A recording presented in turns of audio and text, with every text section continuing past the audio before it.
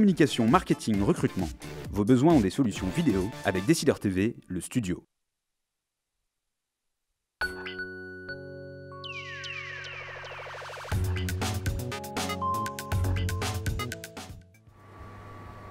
Bonjour à tous et bienvenue dans ce nouveau numéro des Décideurs du Net. Nicolas James sera à mes côtés tout au long de cette émission. Je vous rappelle qu'elle est en direct sur le site de Décideur TV, sur le Journal du Net, mais aussi sur Offre Média.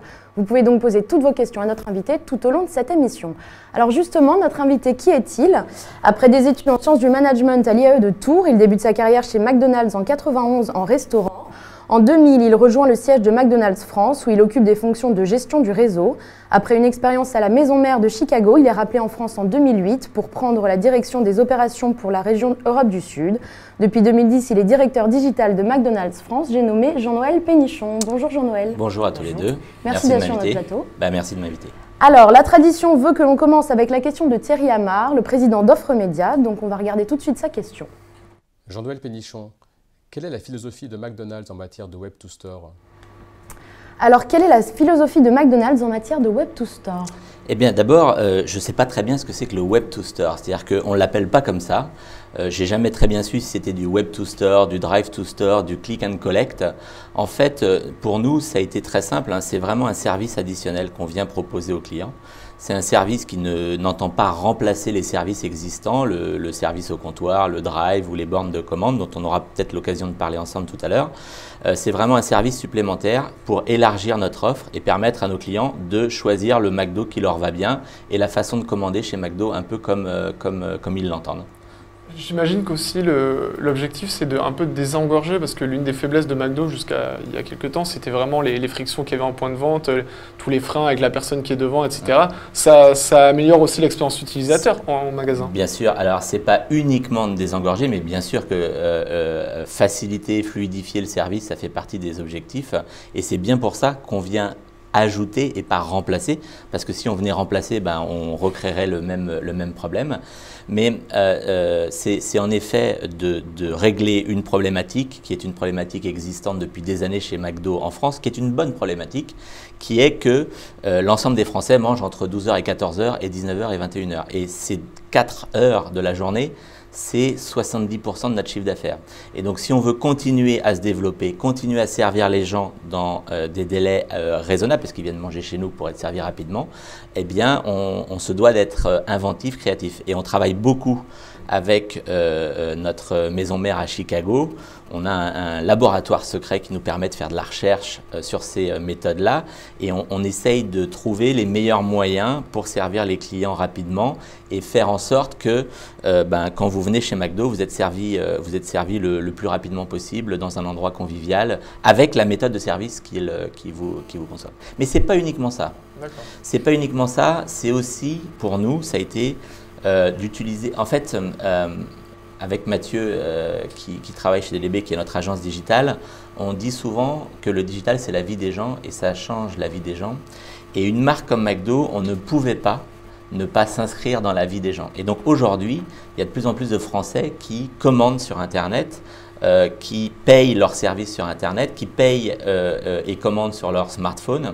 Et on se devait, nous McDo, de par notre passé, d'être dans cette vie-là et de proposer cette alternative aux gens. D'accord. Alors justement, Louise demande quelle part de vos clients sont drivés en magasin via le digital? Alors, c'est une information sur laquelle je ne peux pas partager puisqu'elle est un peu confidentielle en ce qui concerne notre concurrence. Mais pour répondre à ça, ce que je voudrais vous dire, c'est que on est dans les ratios un peu traditionnels du e-commerce aujourd'hui. C'est le démarrage. On s'est laissé 2 ans pour pouvoir évaluer ce service-là. Et dans 2 ans, si vous me réinvitez, je pourrais vous donner cette information-là. C'est une part non négligeable, mais qui est en devenir, qui est en croissance. Ce que je peux partager avec vous, c'est la part des clients qui passent une commande digitale chez McDo, c'est-à-dire qui utilisent une borne de commande. Parce qu'avant le Web to Store, on a installé dans nos restaurants des bornes de commande. Et pour nous, c'est aussi du digital. C'est-à-dire que c'est pour les clients. D'ailleurs, quand on a commencé cette installation, je raconte cette histoire-là avec un peu d'immodestie, mais c'est important. On a commencé ça en 2005-2006, l'iPad n'existait même pas. Donc la première fois où un Français à utiliser un écran tactile, c'est probablement chez McDo avant l'iPad. Donc les bornes de commande aujourd'hui, c'est quasiment un quart de notre chiffre d'affaires. Et donc aujourd'hui, il y a un quart des clients qui rentrent dans nos restaurants qui vont choisir plutôt la façon simple de commander et de payer leur commande. Et notre objectif, c'est que dans les années prochaines, le digital Web to Store ou Click and Collect rejoignent cette dimension. Et c'est notre projet. Notre projet, c'est vraiment d'ajouter à côté, pas de remplacer l'un par l'autre. Alors, on va parler un peu de la commande en ligne. Vous avez lancé votre application il y a peu de temps. Ça fait combien de temps que vous avez lancé votre application Go McDo ?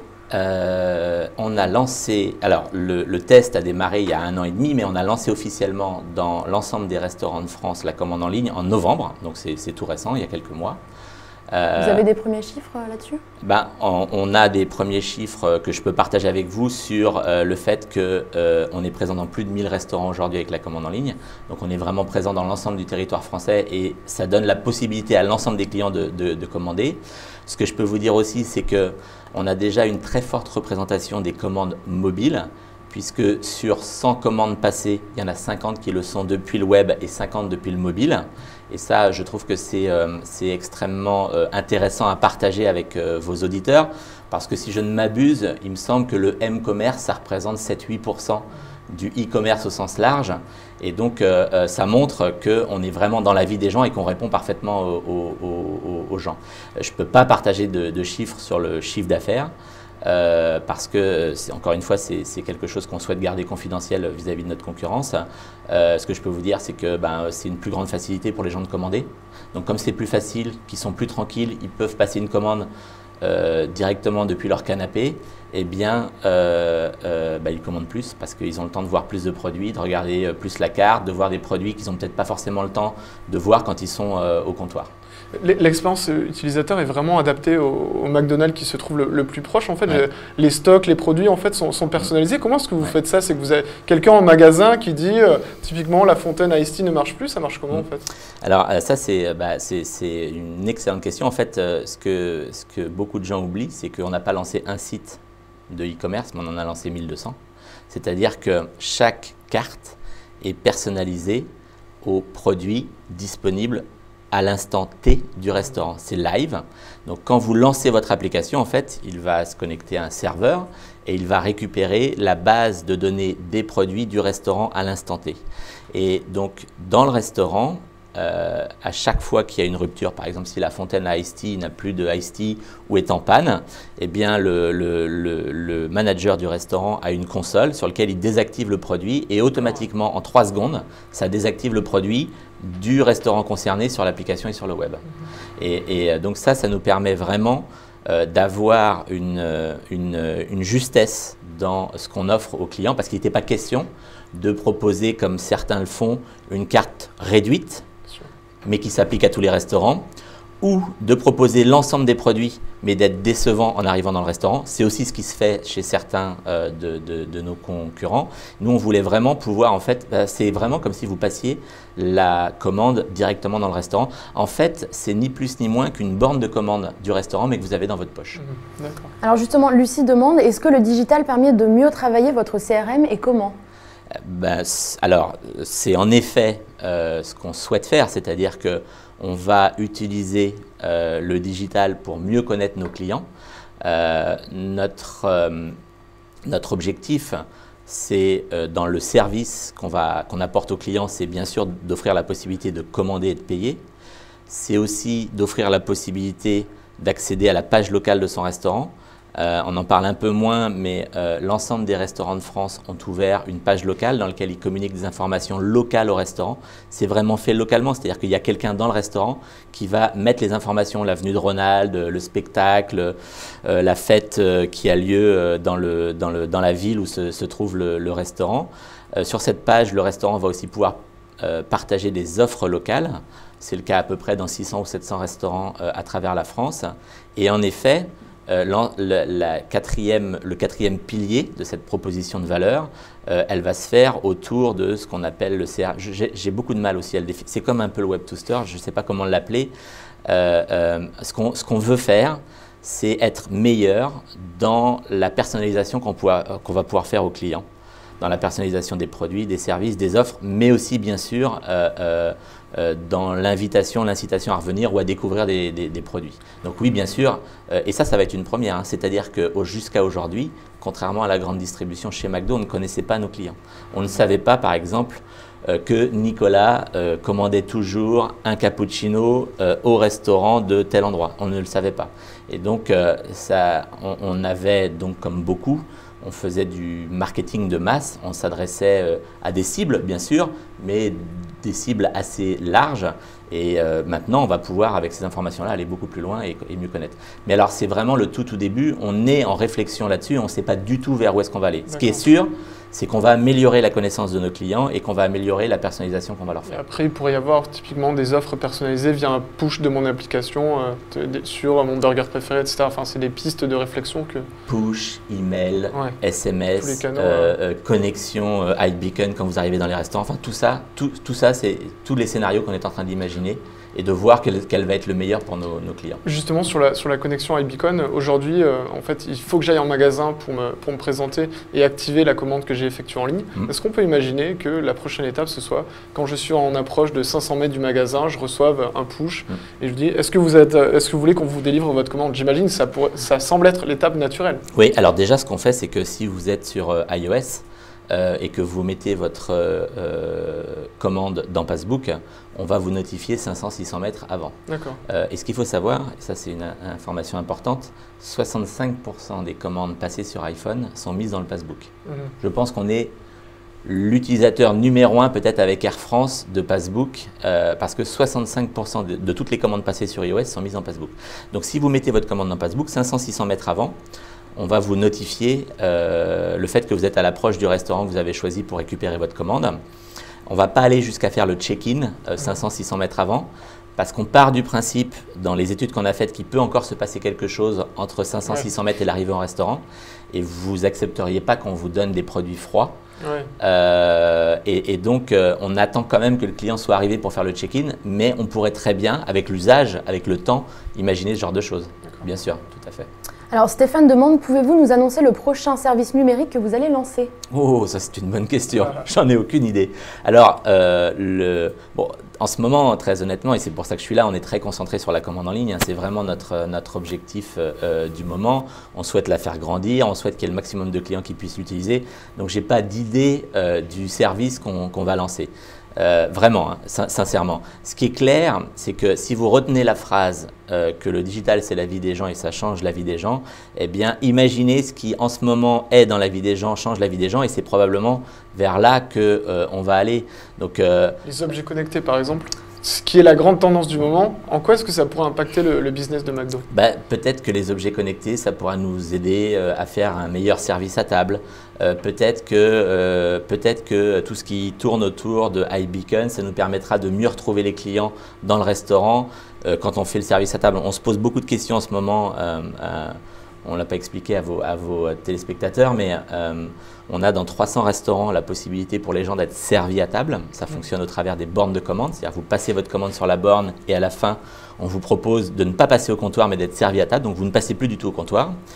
Eh bien, comment est-ce qu'on pourrait utiliser iBeacon, le NFC, pour mieux situer l'endroit où les gens s'assoient et pour que la personne qui vous emmène votre commande vous retrouve plus rapidement. Alors, est-ce que ça doit passer au travers d'un objet connecté? Peut-être. Enfin, toutes ces… problématiques-là, voilà, en tout cas. exactement.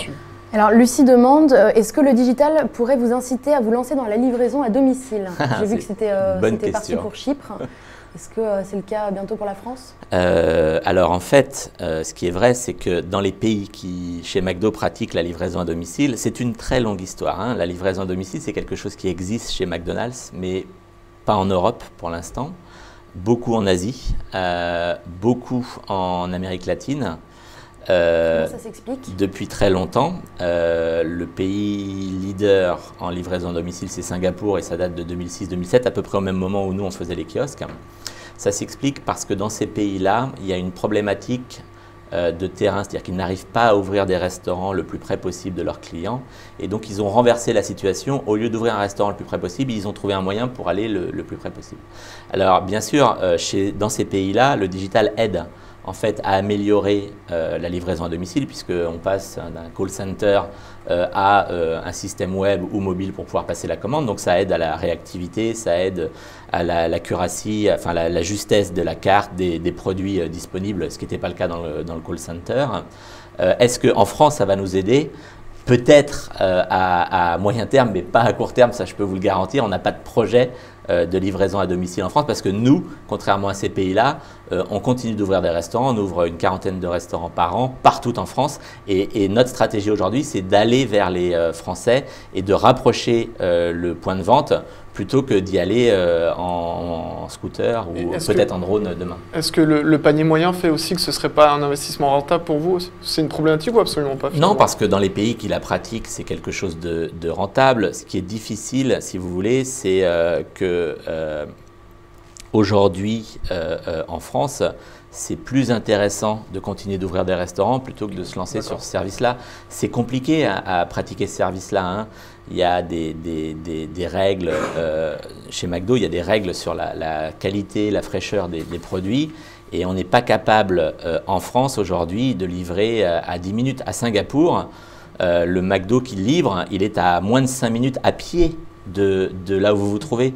Donc il y a moins cette problématique-là. Nous, on a la problématique. Chypre, par exemple, ne livre pas sur toute l'île. Chypre livre dans un rayon très fermé autour du restaurant pour être à peu près 5 minutes. C'est impossible en France. Enfin, on ne peut pas offrir un service qui est valable uniquement pour 25 restaurants à Paris, 15 restaurants à Lyon et 12 restaurants à Marseille. Enfin, il faut qu'on puisse offrir un service partout. Alors Aurélie demande, allez-vous monter un club McDo pour votre CRM, pour mieux toucher certains publics comme les enfants par exemple qui sont de forts prescripteurs? Alors, on pourrait, après les enfants, en fait, aujourd'hui, je vois pas comment, il faudrait qu'Aurélie m'explique comment on va monter un club pour un enfant qui n'a pas encore de téléphone en main. Enfin, même si ça commence très tôt, ouais, mais non. Ça commence très tôt, très tôt.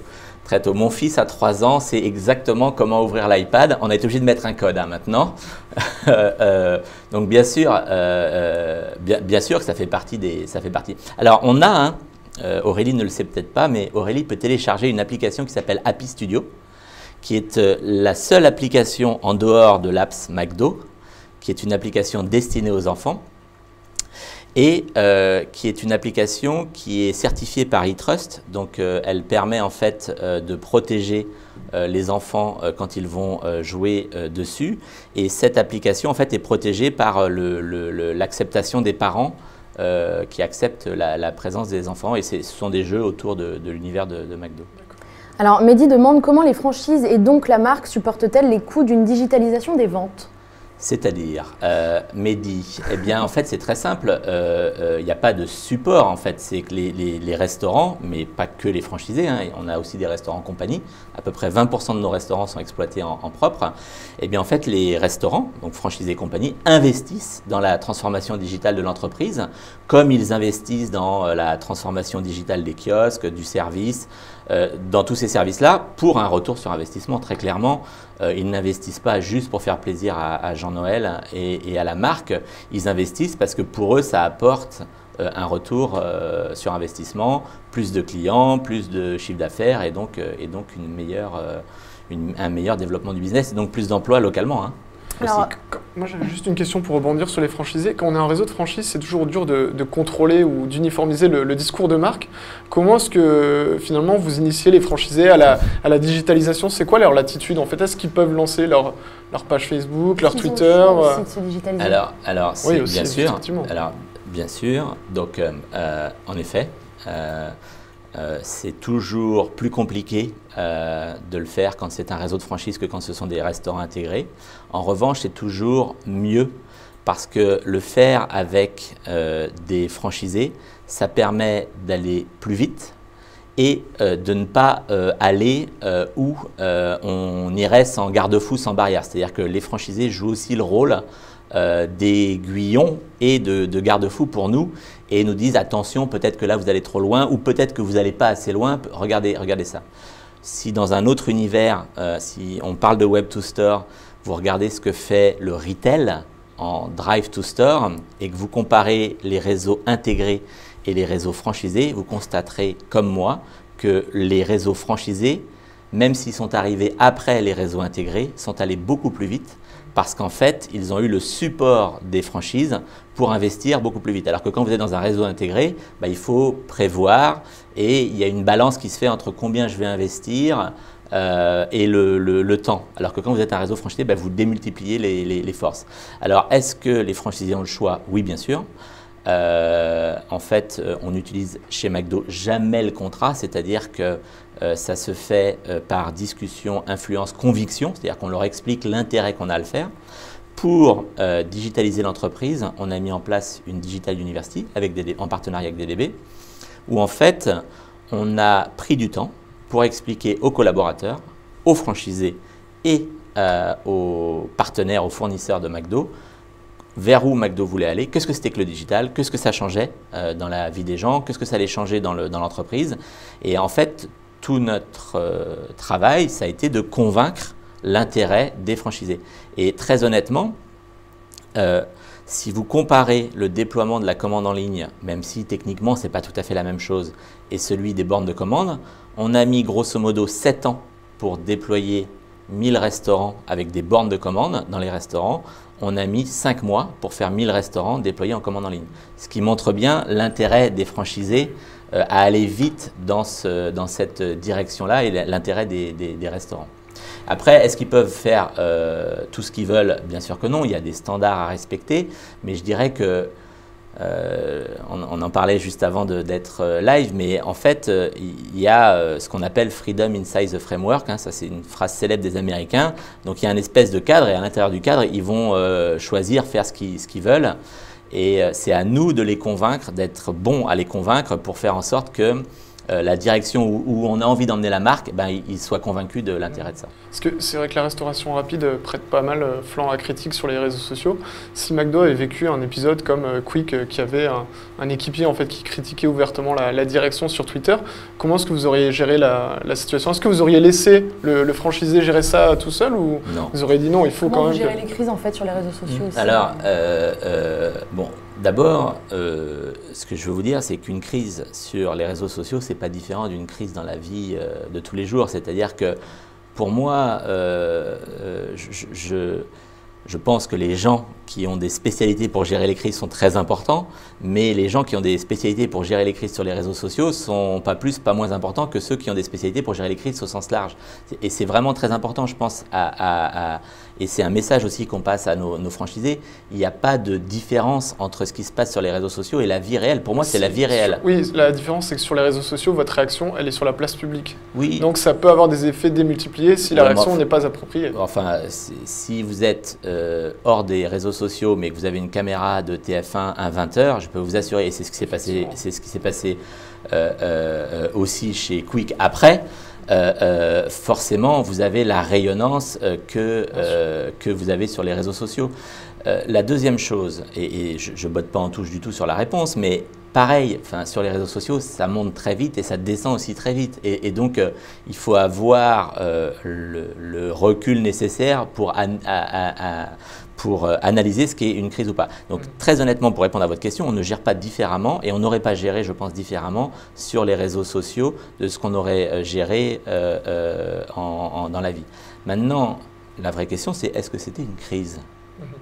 C'est-à-dire que est-ce que le fait qu'un salarié prenne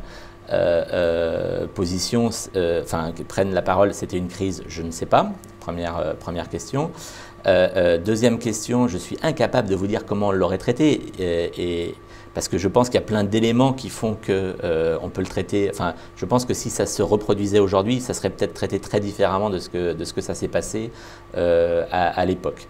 Après, ce qu'on fait pour aller un peu plus loin dans votre question, c'est que avant d'entrer sur les réseaux sociaux, on était très tardif, très mauvais élèves, puisque je crois qu'on a ouvert notre page Facebook en février 2011. Donc ça faisait déjà longtemps que Facebook existait et on n'était pas dans les premières marques. Mais avant de rentrer sur Facebook et sur les réseaux sociaux, on a pris le temps de construire notre système de social media listening. On est allé voir une petite start-up qui s'appelle Linkfluence, que j'apprécie beaucoup parce que je trouve qu'ils ont des qualités très importantes pour nous aider, nous, les marques, à bien écouter sur le web, enfin sur les réseaux sociaux, sur le net. On a passé beaucoup de temps à travailler notre outil, la façon dont on voulait écouter nos clients sur les réseaux avant d'aller leur parler. Ça, c'est quelque chose de très important. Je sais que le public qui nous écoute est un public professionnel et je pense que ça, c'est quelque chose pour lequel je fais beaucoup d'advocacy. Je trouve que c'est important d'aller écouter ce qui se dit sur les réseaux sociaux avant de prendre la parole. Alors, Mehdi demande comment appréhendez-vous l'arrivée de Burger King sur le marché français et donc sur la toile? C'est une très bonne question. On appréhende l'arrivée de Burger King comme l'arrivée d'un concurrent. D'abord, ce qu'il faut savoir, c'est qu'on a déjà vécu un peu avec Burger King. Ils étaient là jusqu'en 97, il me semble. Ils avaient une trentaine de restaurants quand, à cette époque-là, on devait en avoir 500 ou 600. Donc, on se prépare, je dirais, plutôt localement aujourd'hui, plutôt que nationalement. Je vois qu'ils ont sur la toile une stratégie très vivante. C'est une bonne chose. Ce que dit mon patron, je le reprends souvent, mais ce que dit mon patron, c'est que l'arrivée d'un concurrent, c'est bon parce que ça va dynamiser le marché, ça va faire augmenter le gâteau et donc nous, notre part de marché dans ce gâteau, elle va devenir de plus en plus grosse en valeur absolue. Après, c'est vrai que localement, quand il va arriver sur le parking, enfin voilà, je m'imagine être franchisé dans une ville et si Burger King arrive de l'autre côté du parking, forcément, je ne vais pas tout à fait avoir la même joie que le gâteau va forcément mettre un peu plus de temps à grossir.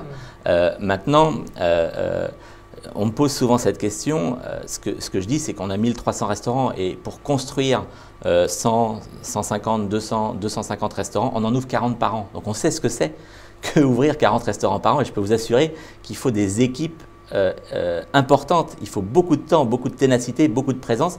Il faut beaucoup de franchisés qui vont voir les maires, discutent avec les associations locales, discutent avec les propriétaires, les promoteurs locaux pour arriver à ouvrir 40 restaurants par an. Donc, ce que je me dis, c'est qu'avant qu'ils aient 100, 150, 200 ou 300 restaurants, il va se passer quand même un peu de temps. Sauf s'ils rachètent un concurrent. À l'époque, on avait parlé d'un rachat de Quick. Là, vous avez des informations que je n'ai pas. Non, c'est des rumeurs, bien sûr, mais ils pourraient construire leur parc de restaurants beaucoup plus rapidement qu'en les construisant ex nihilo. Mais effectivement. Peut-être. Alors, question un petit peu à part. Marco demande à quand la livraison par drone? Est-ce que Marco a déjà piloté un drone? Je pense qu'il faut que Marco un jour essaye d'attacher un gobelet de coca sous un drone, de voir d'abord le drone, ça ne soulève pas n'importe quel poids, et de voir deux, ça va être mon futur cadeau de Noël, je pense, pour cette année, de voir comment le gobelet va bouger sous le drone. J'imagine, je pense qu'il y aura que la moitié des produits qui vont arriver. Non, je pense qu'un jour on utilisera le drone chez McDo, mais peut-être pour autre chose, enfin probablement pour autre chose que pour la livraison à domicile, parce que je pense que en fait c'est ce que je reviens toujours à ça, mais c'est très important, ça commence à faire partie de la vie des gens. J'étais impressionné de voir aux Jeux Olympiques le nombre de drones. Ça m'a même interpellé, je suis allé voir la marque qui fournissait ce fabricant de drones. Ça coûte excessivement cher. Je peux vous assurer qu'on n'est pas prêt d'en mettre un par restaurant pour l'instant parce que c'est quand même entre 8 et 15 000 euros le drone. Hein. Donc, ce n'est pas un petit investissement. Par contre, ce qui m'a impressionné, c'est de voir que ça commence à infuser beaucoup de milieux. Et je pense que la vision d'Amazon, même si elle est extrêmement futuriste, même si je pense qu'ils ne vont pas tout de suite livrer en drone, elle exprime clairement que cet outil techno va rentrer dans la vie pour certains usages qu'on n'a peut-être pas encore trouvés, mais elle va rentrer. C'est un peu comme ce qu'on s'imaginait du smartphone il y a 10 ans. Oui, c'est ça, il y a une dizaine d'années, quand le smartphone n'existait pas encore. Bon, on en a fait des usages qui sont un peu différents aujourd'hui de ce qu'on s'imaginait il y a 10 ans. Malgré tout, c'est quand même rentré dans la vie de tout le monde et il y en a 65 ou 70 millions en France. Donc je pense que c'est ce qui se passera. Eh bien, écoutez, ce sera le mot de la fin. Merci beaucoup, Jean-Noël Pénichon, d'avoir assisté à notre émission. On se retrouve la semaine prochaine, même jour, même heure. À la semaine prochaine.